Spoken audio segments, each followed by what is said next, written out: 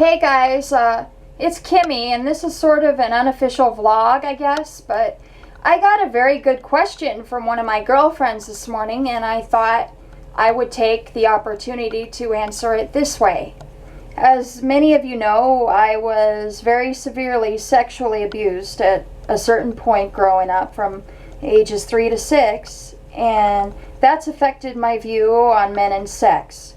What my friend asked me this morning is if I am afraid of being involved with men and getting abused and mistreated in a relationship. The short answer to that is no, because I've had so much therapy and seen it happen so many times that, I can just see it coming a mile away. In my early 20s, I was engaged to a guy that was starting to take that turn, and before he could even get there, I had kicked him out to the curb. So no, I'm just not going to tolerate it. And the other answer to that is, while I am afraid of intimacy and certain kinds of men, on a romantic level that is, especially blonde men, you won't see me with a blonde guy, I just can't. Okay?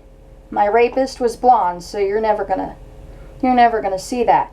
But I always had good guys around me, my friend Tracy, who I have known since I was born, and then my friend Shannon, who I met when I was 2.5. They were good little boys, good kids. And so, while I'm afraid of some men, there are and have been boys throughout my entire life that are exceptions to that rule, and I just seem to know what that type is and kind of flock to it. My childhood sweetheart Kevin was another one, He was blue-eyed with dark curly hair and very sweet-smelling and very clean and well-kept, and that's just the kind of man I flock to. I like tall, skinny guys with blue eyes and dark hair. That explains Joe McIntyre, but as far as being afraid of being abused, no, because I'll run away.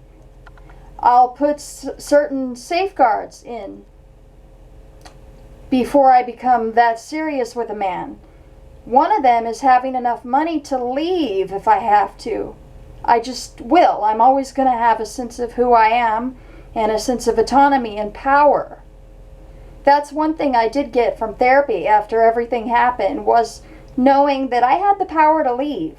And we talked about doing that and getting ourselves out of bad situations and telling and fighting and getting out of it. So, no, I'm not afraid of being abused. And I also have enough confidence in myself to choose the right man.